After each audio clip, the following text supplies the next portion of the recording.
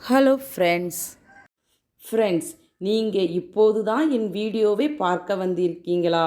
இதற்கு முன்னாடி நான் அருள்மிகு ஸ்ரீ மீனாட்சி அம்மனின் அற்புதங்களை பற்றி கூறியதை நீங்கள் இன்னும் கேட்கலையா? கவலை வேண்டாம், அதற்கான லிங்கை நான் டிஸ்கிரிப்ஷனில் கொடுத்துருக்கேன். உடனே போய் அதை கேட்டுவிட்டு அதுக்கப்புறம் வந்து இந்த வீடியோவை கேட்க ஆரம்பிங்க. 8 வெள்ளை யானைகளின் சன்னதியை பற்றி கேட்போம். மீனாட்சி அம்மன் கோயில் திருச்சுற்றில் இருக்கும் 8 வெள்ளை யானைகள் மிகவும் சிறப்பு வாய்ந்தவை. இந்திரனின் வாகனம் வெள்ளை நிறம் கொண்ட ஐராவத யானை. யானைகள் பொதுவாக கருப்பு நிறம், ஆனால் இது மட்டும் வெள்ளை நிறத்தில் இருந்ததால் இயற்கையாகவே இதற்கு கொஞ்சம் கர்வம் உண்டு. அதிலும் தேவர்களின் தலைவனாக விளங்கும் இந்திரனின் வாகனம் வேறு. தலைக்கணம் பற்றி கூறவே தேவையில்லை. ஒரு நாள் இந்திரனை சுமந்து கொண்டு இந்திரபுரிக்குள் அட்டகாசத்தோடும் ஆணவத்தோடும் நுழைந்தது ஐராவதம். அங்கே துர்வாச முனிவர் சிவபூஜையில் ஆழ்ந்திருந்தார். அவர் மிகவும் கோபக்காரர். அவரது பூஜையை குலைக்கிற மாதிரி யாராவது நடந்து கொண்டால் அவ்வளவுதான், பொங்கி எழுந்து விடுவார். இப்படிப்பட்ட முனிவரிடம் அன்று வசமாக மாட்டிக்கொண்டது வெள்ளை யானை. இந்திரனும் தான். படு ஆரவாரமாக தேவர்கள் அனைவரும் வாழ்த்து கோஷங்கள் முழங்க அங்கு வந்து சேர்ந்தது ஐராவதம். இந்திரனை சுமந்தபடியே இவனது ஆரவாரம் சற்று எரிச்சலை ஏற்படுத்தினாலும் ஏனோ அன்று அமைதி காத்தார் துர்வாச முனிவர். சிவபெருமானுக்கு மலர்களை தூவி பூஜைகள் செய்து கொண்டிருந்தார். முனிவரின் மனம் ஒன்றிய பக்தியால் மகிழ்ந்து போன ஈசன் தனது சடையில் சூடியிருந்த பொற்றாமரை மலர்களில் ஒன்றை கீழே விழுமாறு செய்தார்.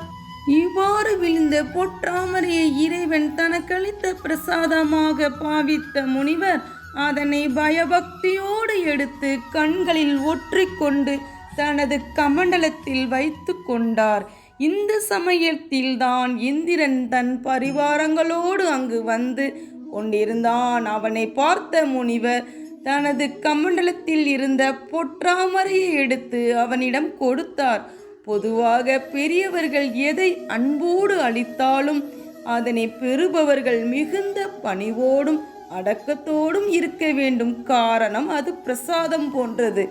ஆனால் இந்திரனோ கொஞ்சம் கூட பணிவும் மரியாதையும் இல்லாமல் மிகுந்த அலட்சியத்தோடு அதனை பெற்று கொண்டான்.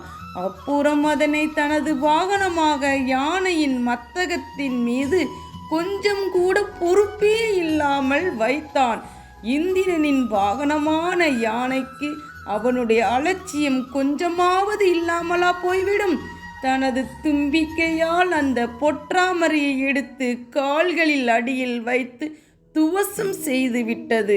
இதனை பார்த்த துர்வாச முனிவர் கொதித்து எழுந்து விட்டார். கோபம் கொப்பளிக்க அவர் கண்கள் சிவந்து காணப்பட்டது. உடல் நடுங்கிச்சு. தேவேந்திரா என்று இந்திரபுரியே நடுங்கி போகிற மாதிரி கத்தினார். அப்போதுதான் தனது செருக்கின் உச்சத்தில் இருந்து இறங்கினான் இந்திரன். துர்வாசரின் கோபத்திற்கு ஆளாகிவிட்ட உண்மை அவனுக்கு உரைத்தது. பயத்தில் நடுங்கினான். ஆனால் உனக்கு அளித்தது கடம்பவன நாதனான எம்பெருமானின் பிரசாதம். அதனை அலட்சியம் செய்து விட்டாய். எம்பெருமானையே கேவலப்படுத்தி விட்டாய். இதனை பெற்று அதற்குரிய மரியாதையை செய்திருந்தால் உன் நிலை இன்னும் ஒருபடி உயர்ந்திருக்கும். ஆனால் அதனை அவமரியாதை செய்ததோடு இந்த மதிக்கெட்ட யானையிடம் கொடுத்து விட்டாய். அதுவோ இன்னும் அலட்சிய புத்தியோடு தனதில் காலில் போட்டு மிதித்து விட்டது. பரம்பொருளையே இவ்வாறு அவமரியாதை செய்துவிட்ட உன்னை சபிக்கிறேன். தேவர்களின் தலைவனான நீ பூலோகத்தில் பாண்டிய மன்னன் ஒருவனிடம் தோல்வியை தழுவுவாய். அவனது சக்ராயுதம் உன் தலையை கொய்துவிடும். நீ மரணத்தை அடைவாய் என்று சாபமிட்டார் துர்வாசர். இதனை கேட்ட இந்திரனும் தேவர்களும் நடுங்கி போயினர். உடனே இந்திரன் முனிவரின் பாதங்களை பற்றி அறியாமல் செய்த என் தவறை மன்னித்து அருள வேண்டுகிறேன் சுவாமி. பிரம்மகத்தி தோஷத்தால் பாதிக்கப்பட்டு பல ஆண்டுகள் பூலோகத்தில் சுற்றி திரிந்து கஷ்டத்திற்குள்ளான நான் மீண்டும் பூலோகம் செல்வது என்பது நினைத்து கூட பார்க்க முடியாத நரக வேதனை.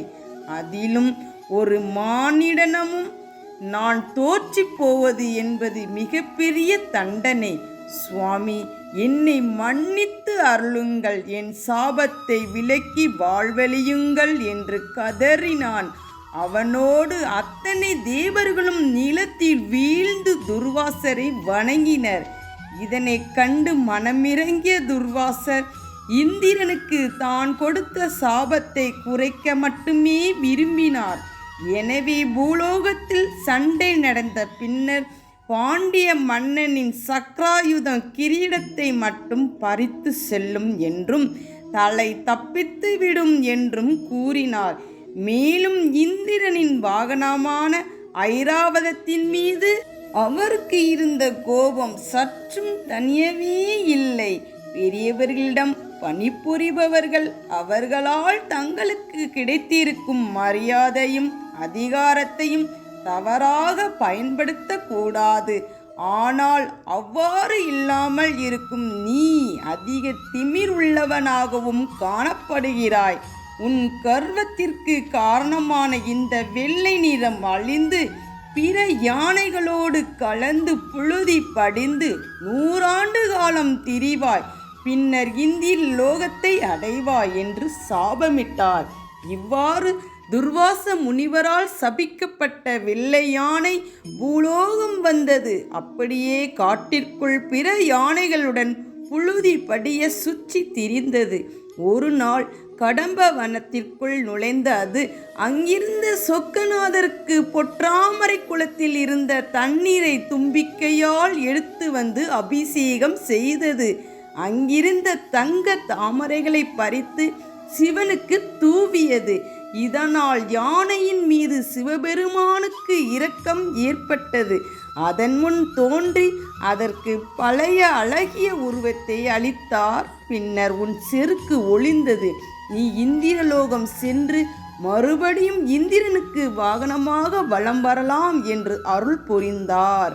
ஆனால் யானைக்கோ நீண்ட நாட்களாக சுற்றி திரிந்து விட்டதால் இந்த கடம்பவனத்தை விட்டு பிரிய மனமில்லை. எனவே இந்த கடம்பவனத்திலேயே நிரந்தரமாக தங்கி சிவனுக்கு பணிவிடை செய்ய விருப்பமாக இருப்பதாக கூறியது. அதற்கு எம்பெருமான் சம்மதிக்க அவ்வாறு அங்கேயே தங்கிவிட்டது ஐராவதம் யானை. இந்நிலையில் துர்வாசரின் சாபம் நீங்க பெற்ற இந்திரன் கடம்பவனம் வந்து தனது வாகனமாக மீண்டும் இருக்க அதனை அழைத்தான். பின்னர் யானையின் விருப்பத்தை புரிந்து கொண்ட அவன் வெள்ளை யானையின் சிவனுக்கு ஒரு அழகிய விமானம் ஒன்றை எழுப்ப தீர்மானித்தான். அது இந்திர விமானம் என்று தனது பெயரால் அழைக்கப்பட வேண்டும் என்றும் அதனை விமானத்தை ஐராவதம் யானை 8 வடிவங்களில் தாங்குவது போன்ற தோற்றம் அமைக்கப்பட வேண்டும் என்றும் சிவனிடம் கேட்டுக்கொண்டான். அப்படியே அவன் விருப்பம் நிறைவேற்றப்படும் என்று அருளினார் லிங்கேஸ்வரர். அவ்வாறே 8 வெள்ளை யானைகள் சுந்தரேஸ்வரின் மீதான விமானத்தை தாங்கி நிற்பது போன்ற காட்சி இப்போதும் அங்கு காணப்படுகிறது. மதுரையை ஆட்சி செய்தவர் அபிஷேக பாண்டியன். இவரது காலத்தில் யாரோ ஒரு சித்தர் நகரின் பல பகுதிகளிலும் சுற்றி வருவதாகவும் அவர் இரும்பை தங்கமாக மாற்றியும் ஊனமுற்றோரை குணப்படுத்தியும் சிறிய ஊசியின் மீது கால் பெருவிரலை ஊன்றி நடமாடியும் ஆணை பெண்ணாக மாற்றியும் பல அதிசயங்களை நிகழ்த்தி வருவதாகவும் அரசருக்கு தெரிவிக்கப்பட்டது. இப்படிப்பட்ட அபூர்வ சக்தி உடையவரை சந்திக்க ரொம்பவும் ஆவலாக இருந்தார் மன்னர். அவரை உடனே அரண்மனைக்கு அழைத்து வருமாறு அமைச்சருக்கு கட்டளையிட்டார். அமைச்சரும் கூடவே சில பாதுகாவலர்களை அழைத்து கொண்டு சித்தரை சந்தித்து மன்னரின் ஆணையை தெரிவித்து அரண்மனைக்கு அவரை அழைத்தார். ஆனால் சித்தரோ என்னுடைய சாதனைகளை காண ஆவலாக இருந்தால் உங்கள் மன்னரை இங்கு வர சொல்லுங்கள். நான் எதற்காக அரண்மனைக்கு வர வேண்டும் என்று கூறி மறுத்துவிட்டார். இந்த விவரம் மன்னருக்கு தெரிவிக்கப்பட்டது. முதலில் அவர் சினம் கொண்டாலும் அதிகப்படியான ஆவல் உள்ளுக்குள் முட்டி மோதியதால் சித்தரை நேரில் பார்க்க புறப்பட்டார். மன்னர் தன்னை பார்க்க வருவதை அறிந்த சித்தர் மீனாட்சி அம்மன் கோயிலிற்குள் நுழைந்து அங்கு சுந்தரேஸ்வரர் சன்னதியின் சுற்றுப்பாதையில் துர்க்கை சன்னதிக்கு அருகே வாயு மூலையில் யோக நிஷ்டையில் அமர்ந்து கொண்டார். மன்னரும் சித்தர் கோயிலுக்குள் இருப்பதை அறிந்து உள்ளே வந்தார். நிஷ்டையில் இருந்த சித்தரை பார்த்தார். அதனை களைத்துவிட்டு தன்னிடம் பேசுமாறு கேட்டுக்கொண்டார். ஆனால் சித்தரோ நிஷ்டையிலேயே தொடர்ந்து இருந்தார். உடனே தனது பணியாட்களை அழைத்து அவரது நிஷ்டையை கலைக்குமாறு பணித்தார். ஆனால் சித்தரின் நிஷ்டையை பலவந்தமாக கலைக்க முற்பட்டவர்களின் கைகள் தூக்கிய நிலையில் அப்படியே நின்றுவிட்டன. இதனை பார்த்த அபிஷேக பாண்டியன் அதிர்ந்து போனார். இவர் மிகவும் சாதாரண சித்தர் இல்லை என்பதை அவர் மனம் வலியுறுத்தியது. உடனே சித்தரிடம் பணிவோடு, தாங்கள் மகா சக்தி படைத்தவர் என்று பலரும் சொல்ல கேட்டிருக்கிறேன். தங்கள் சக்தியை நேரில் காண்பதற்காக தான் இங்கே வந்திருக்கிறேன். ஆனால் தாங்களோ அதற்கு இடம் தராமல் இவ்வாறு நிஷ்டையிலேயே கண்களை மூடியிருந்தால் தங்களின் சக்தியை நான் எவ்வாறு தெரிந்து கொள்வது என்று மன்னர் கேட்டார். இதை கேட்டதும் நிஷ்டை நீங்கிய சித்தர் கண் விழித்தார். பாண்டிய நாட்டு மன்னா, நான் தான் ஆதியும் அந்தமும் நானே, எங்கும் எதிலும் நிறைந்து காணப்படுபவன் நான். இங்குள்ள மக்களுக்கு எனது சக்திகள் அனைத்தையும் காண்பித்து அவர்கள் வேண்டும் வரத்தை எல்லாம் அளிப்பவனும் நானே. என் பெயர் எல்லாம் வல்ல சித்தர். என்னை அப்படியே நீங்கள் அனைவரும் அழைத்து வரவும் என்றார். இவ்வளவு சொல்லியும் சித்தர் மீது மன்னருக்கு முழுமையான நம்பிக்கை ஏற்படவில்லை. எல்லாம் வல்ல சித்தர் என்று சொன்னாலும் நீங்கள் எனக்காக ஏதாவது அற்புதம் செய்து காண்பித்தால் மட்டுமே உங்கள் மீது நம்பிக்கை வரும் என்றார். இதை கேட்டு நக்கலாக நகைத்த சித்தர் தங்களுக்கு என்ன வேண்டும் என்று கேட்டார். சித்தரிடம் என்ன மாதிரியான அற்புதம் செய்யுமாறு கேட்கலாம் என்று சுற்றுமுற்றும் விழிகளை சுழற்றிய மன்னரின் பார்வையில் விழுந்தது அங்கிருந்த வெள்ளை நிறத்திலான கல் யானை. உடனே சித்தரிடம் இது என்ன என்று கேட்டார். கல் யானை என்று பதிலளித்தார் சித்தர். இந்த யானை கரும்பு தின்னுமா என்று கேட்டார் மன்னர்.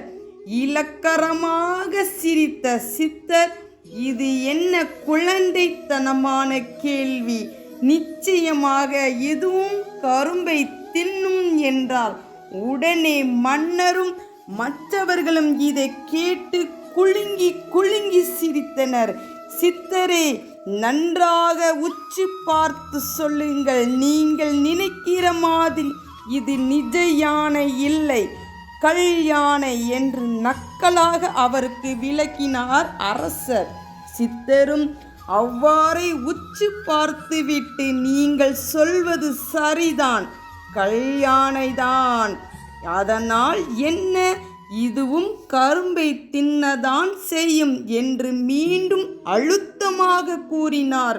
பின்னர் அந்த யானையை பார்த்து, அப்படித்தானே என்று கிண்டலாக கேட்டவாறே தன் கண்ணை சிமிட்டினார். என்ன ஒரு ஆச்சரியம்! பதிலுக்கு யானையும் கண்ணை சிமிட்டியது. இதை பார்த்த மன்னரும் மற்றவர்களும் சற்றே வெலவெலத்து போயினர். எனினும் சுதாரித்து கொண்ட மன்னர், அப்படியானால் இதோ இந்த கரும்பை தின்ன சொல்லுங்கள் பார்க்கலாம் என்றார். அதற்குள் யாரோ சென்று கரும்பு ஒன்றை கொண்டு வந்து கொடுத்திருந்தார்கள். உடனே சித்தர் யானையை அர்த்தத்துடன் பார்க்க அதுவும் சித்தரின் மனதை அறிந்து கொண்டது. யாருமே எதிர்பார்த்திராத அந்த நேரத்தில் தனது துதிக்கையை நீட்டி மன்னரின் கையில் இருந்த கரும்பை பறித்து தின்னத் தொடங்கியது. அத்துடன் மன்னரின் கழுத்தில் இருந்த மாலையையும் பறித்து கொண்டது. இதனை எதிர்பார்க்காத மன்னர் அதிர்ச்சியில் உறைந்து போய் நிற்க, அவரது பாதுகாவலர்களோ கோபம் அடைந்து சித்தரை தாக்க முற்பட்டனர். அவ்வாறு வந்தவர்கள் அனைவருமே சித்திரம் போல ஆயினர். இதனை கண்ட அபிஷேக பாண்டிய மன்னர் சுயநிலை அடைந்தார். அப்போதுதான் அவருக்கு புரிந்தது, இவர் சாதாரண சித்தர் கிடையாது, எம்பெருமான் சுந்தரேஸ்வரர் அவரே இவ்வாறு சித்தர் வேடம் ஏந்து திருவிளையாடல் புரிந்துள்ளார். அப்படியே சித்தரின் பாதங்களில் விழுந்த மன்னர் அவரை வணங்கி தாம் செய்த பெரும் பிழையை பொறுத்தருள வேண்டினார். அதற்கு சித்தரும் அவரை மன்னித்தார். மேலும் தான் இங்கேயே வீற்றிருந்து பக்தர்களுக்கு அருள்பாலிக்க விரும்புவதாக கூறினார். தற்போதும் துர்காதேவி சன்னதி அருகே உள்ள சன்னதியில் வீற்றிருந்து பக்தர்களுக்கு அருள்பாலித்து வருகிறார். சுந்தரர் ஆனந்தர் சித்தர் என்று அழைக்கப்படும் எல்லாம் வல்ல சித்தர். தங்களின் வேண்டுதல் பூர்த்தியான பக்தர்கள் இவருக்கு பூ கூடாரம் அமைத்து தங்கள் நன்றி கடனை செலுத்தி வருகின்றனர். ஃப்ரெண்ட்ஸ், 8 வெள்ளை யானைகள் சன்னதியை பற்றி கேட்டறிந்தோம். அடுத்ததாக ஆராய்ச்சி மணி என்பதை கேட்டறிவோம். அதுவரை இணைந்திடுங்கள் ஆர்ஆர்ஜி யூடியூப் சேனலுடன். ஃப்ரெண்ட்ஸ், உங்களுக்கு என்னுடைய வீடியோ உடனுக்குடன் கிடைக்க மறக்காமல் சப்ஸ்கிரைப் பண்ணுங்கள். அதே மாதிரி இந்த வீடியோ பிடிச்சிருந்தா லைக் பண்ணுங்கள். மனசில் என்ன தோணுதோ அதை கமெண்ட் பண்ணுங்கள். மறக்காமல் உங்கள் ஃப்ரெண்ட்ஸுக்கு இதை ஷேர் பண்ணுங்கள்.